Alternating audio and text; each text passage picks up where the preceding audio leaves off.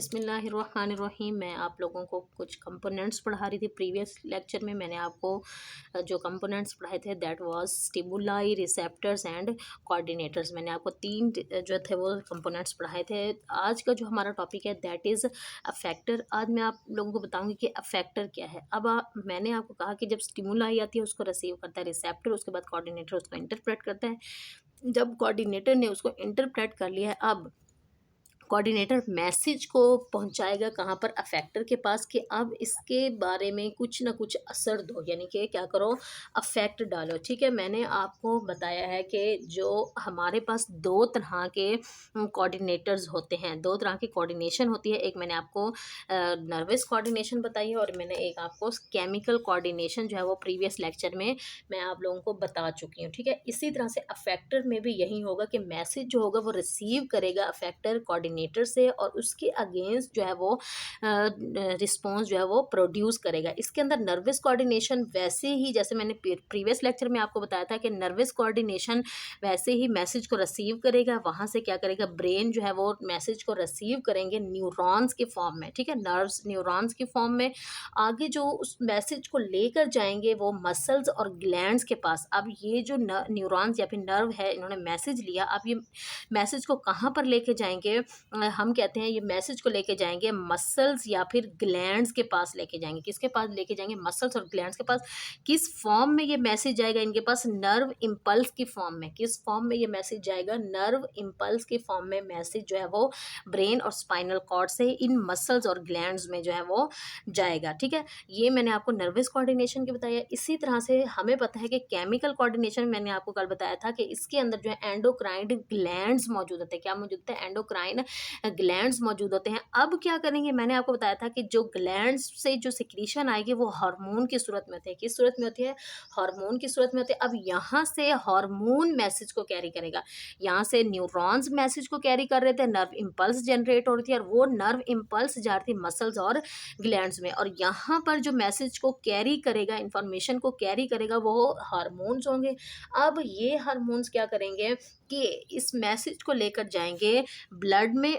ठीक है, अब हार्मोन सॉरी कहाँ पर होते हैं, ब्लड के अंदर। अब ये ब्लड जो है इस हार्मोन को लेके जाएगा दैट टारगेटेड पॉइंट पर। अब वो टारगेटेड पॉइंट टिश्यूज भी हो सकते हैं, ठीक है, या फिर वो कुछ भी हो सकते हैं, वो टिश्यूज भी हो सकते हैं, वो ग्लैंड्स भी हो सकते हैं। ठीक है, हार्मोन जो है, ब्लड जो है वो उस हार्मोन को लेके गया दैट टारगेट पॉइंट, जहाँ पर जाना था उस टारगेट पॉइंट पर जो है वो उसको लेके गया। अब वहाँ पर जब लेके जाएगा, वहाँ पर ये अपना क्या करेगा, विच एक्ट एज अफेक्टर, वहाँ पर जाकर ये अफेक्टर के तौर पर अब ये हार्मोन क्या करेगा, वर्क करेगा। क्योंकि मैंने आपको बताया कि अफेक्टर हम पढ़ रहे हैं ना, तो अफेक्टर क्या था, कोऑर्डिनेटर से उसने इंफॉर्मेशन ली, उसने नर्वस कोऑर्डिनेशन के थ्रू भी मैंने आपको बता दिया, केमिकल कोऑर्डिनेशन के थ्रू भी बता दिया। अगर नर्वस कोऑर्डिनेशन के थ्रू जाएगा तो वो नर्व इम्पल्स के फॉर्म में जाएगा, मसल और ग्लैंड में जाकर वो अफेक्टर जो है वो अपना ये मैसेज जो होगा नर्व इम्पल्स के थ्रू मसल्स और ग्लैंड्स में जाएगा, तो वहाँ पर एक्ट करेगा एज अ फैक्टर। लेकिन अगर वो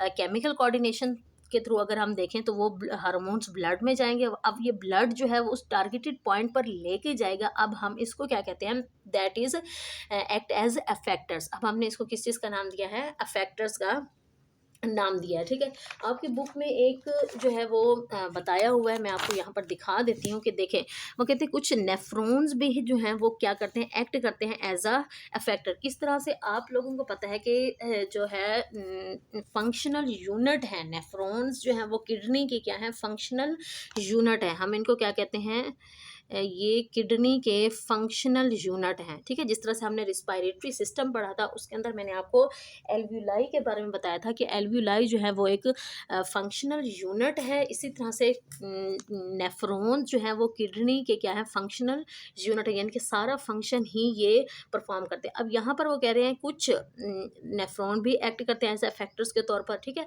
आप लोगों ने एक बात याद रखनी है कि यहाँ पर मैं आपको एक हार्मोन बता रही हूँ, एंटी डाययूरेटिक हार्मोन, ADH। ठीक है, ये फर्दर जो है आप लोग नेक्स्ट क्लासेस में भी इंशाल्लाह इसको पढ़ेंगे।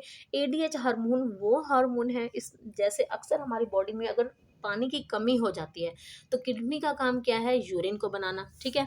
अगर बॉडी में पहले ही पानी की कमी है तो क्या किडनी जो पानी बचा हुआ है उसको भी क्या कर लेगी, यूटिलाइज करेगी, नो।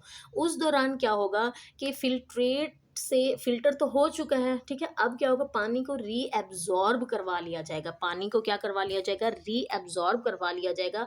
और ये जो प्रोसेस होता है, जो परफॉर्म करता है वो एडीएच, यानी कि ये हार्मोन, एंटी डाययूरेटिक हार्मोन जो है वो क्या करता है, उस जो मटेरियल है वहाँ से वाटर को दोबारा से रीएब्जॉर्ब करवा लेता है, ठीक है। अब इसी तरह से हमारे वो कहते हैं सिमिलरली कुछ बोन्स हैं, लीवर जो है वो भी एक्ट करता है एज अ अफेक्टर के तौर पर, ठीक है। जैसे कुछ हमारे ग्रोथ हार्मोन्स होते हैं, ठीक है, सारी जिंदगी ही वो क्या करते रहते हैं, ग्रोथ करते रहते हैं, ठीक है, वो ख़त्म नहीं होते हमारे ग्रोथ हार्मोन्स, ठीक है। ये था हमारे पास अफेक्टर। उसके बाद जो लास्ट हमारे पास पॉइंट है, दैट इज़ रिस्पॉन्स। मैंने आपको शुरू में ही बता दिया था कि स्टिमुलाई और रिस्पॉन्स आपस में क्या है, इंटरकनेक्टेड है, यानी कि स्टिमुलाई आएगी तो एंड पर उसका रिस्पॉन्स भी जो है वो जनरेट होगा। तो आप लोगों ने एक बात याद रखनी है रिस्पॉन्स के अंदर, कि अब जिस तरह से मैंने देखा है, मैंने आपको पहले ही इसकी एग्जांपल दी है कि अगर मैंने किसी गर्म चीज़ को, हॉट चीज़ को मैंने क्या किया है, टच किया है, टच करने पर मुझे वो गर्म फील हुई है, तो मैंने फ़ौरन से अपने हाथ को क्या कर लिया, पीछे कर लिया, यानी कि स्टिमुलाई आई, फ़ौरन से मैंने उसका क्या किया, रिस्पॉन्स किया है, मैंने अपने हाथ को क्या किया, पीछे किया है। इसी तरह से सनफ्लावर है, ठीक है, जो सूरजमुखी का फूल होता है, ठीक है, वो क्या करता है, जिस साइड पर भी सूरज होता है वो अपनी ओरिएंटेशन उसी साइड पर क्या कर लेता है, अपनी डायरेक्शन, अपना रुख जो है, जिधर जिधर सूरज जाता रहता है, सनफ्लावर भी उसी साइड पर क्या करते रहता है, खुद को मोड़ता रहता है, ठीक है। इसमें जो है, इसकी जो है वो डेफिनेशन है आप लोगों के पास बुक में दी हुई, आपने यहाँ से करनी है। यानी कि वो कहते हैं on receiving the message from the coordinator. अब ये मैसेज कहाँ से आएगा, कोऑर्डिनेटर्स को, जो उसके अंदर फिर अफेक्टर परफॉर्म करेंगे एक्शन। अब जो अफेक्टर एक्शन परफॉर्म कर रहे हैं उस एक्शन को हम रिस्पॉन्स कहेंगे। जो अफेक्टर रिस्पॉन्स कर रहे हैं, जो एक्शन परफॉर्म कर रहे हैं, उस एक्शन को हमने किस चीज़ का नाम दिया है, रिस्पॉन्स का नाम दिया है, ठीक है। उस एक्शन को हमने किस चीज़ का नाम दिया है, रिस्पॉन्स का नाम दिया है। अब मैं आप लोगों को यहाँ पर एक रिस्पॉन्स की जो है वो एक थोड़ी सी डिटेल बताती हूँ, आप लोगों ने याद रखना है। यहाँ मैं चलें अलहदा से लिख देती हूँ रिस्पॉन्स, ठीक है। आप लोगों ने एक बात याद रखनी है, जैसे हम पीछे भी केमिकल कोऑर्डिनेशन, नर्वस कोऑर्डिनेशन, वो हम दोनों पढ़ते आ रहे हैं। अब रिस्पॉन्स के अंदर भी देखें, नर्वस कोऑर्डिनेशन भी होता है और केमिकल कोऑर्डिनेशन भी होता है, दोनों।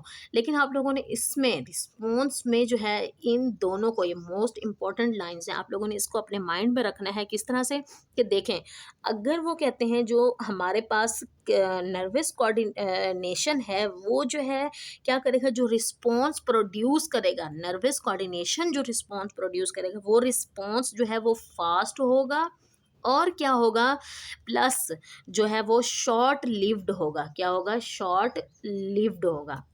जो नर्वस कोऑर्डिनेशन रिस्पॉन्स प्रोड्यूस करेगा वो फास्ट भी होगा, शॉर्ट लिव्ड होगा, जबकि जो केमिकल कोऑर्डिनेशन जो रिस्पॉन्स प्रोड्यूस हो करेगा वो स्लो होगा, और क्या होगा, लॉन्ग लिव्ड होगा। से मैं कहती हूँ कि मैंने किसी गर्म चीज़ को हाथ लगाया है, हाथ लगाने पर फ़ौरन से मुझे वो रिस्पॉन्स आया, मैंने उसको छोड़ दिया, ठीक है। लेकिन कुछ इस तरह के केमिकल कोऑर्डिनेशंस में कुछ इस तरह के जो है वो रिस्पॉन्सेज होते हैं, जिसे मैं कहती हूँ जैसे ग्रोथ हार्मोन है, ठीक है। अब एक इंसान को बड़े होने के लिए 20 साल लग जाते हैं, ठीक है, एक इंसान को बड़ा होने के लिए 20 साल लग जाते हैं। अब देखें, उस केमिकल कोऑर्डिनेशन में वो जो हार्मोन है वो स्लो है और क्या है, लॉन्ग लिव्ड है, ठीक है, स्लो है और क्या है, लॉन्ग लिव्ड है। ये था आप लोगों का रिस्पॉन्स। तो इसमें आप लोगों ने एक बात याद रखनी है कि जब भी ये आप लोगों से लॉन्ग क्वेश्चन में पूछ सकते हैं कि स्टिमुलाई का बताएं, रिसेप्टर्स का बताएं, कोऑर्डिनेटर्स का बताएं, अफेक्टर्स का, और एट द एंड रिस्पॉन्स का। तो आप लोगों ने सबका वन बाय वन बताना है। उन सब के अंदर आपने केमिकल कोऑर्डिनेशन का बताना है और नर्वस कोऑर्डिनेशन का बताना है। आप लोगों ने बताना है कि नर्वस कोऑर्डिनेशन के अंदर ब्रेन और स्पाइनल कॉर्ड होता है, और ब्रेन और स्पाइनल कॉर्ड जो मैसेज लेके जाएंगे वो न्यूरॉन्स के थ्रू मैसेज जाएगा, और वो नर्व इम्पल्स जनरेट करेंगे, और वो नर्व इम्पल्स कहाँ जाएगी, मसल्स या फिर ग्लैंड्स के पास। अगर हम केमिकल कोऑर्डिनेशन के थ्रू देखें तो वहाँ पर हार्मोन जो है, केमिकल जो भी होगा वो एज अ एक्ट करेगा हार्मोन। अब वो हार्मोन किस में जाएगा, ब्लड में जाएगा। ब्लड में जाने के बाद जो है वो उसको कहाँ लेके जाएगा, उस टारगेटेड पॉइंट पर लेके जाएगा, ठीक है।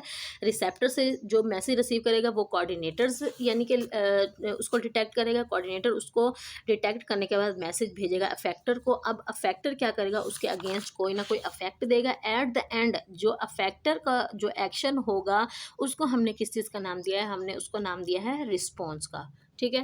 होप सो आप लोगों को मेरा ये लेक्चर समझ आया होगा। अगर आपको मेरे लेक्चर्स के समझ आ रही है, please subscribe and like my channel. Thank you. अल्लाह हाफिज़।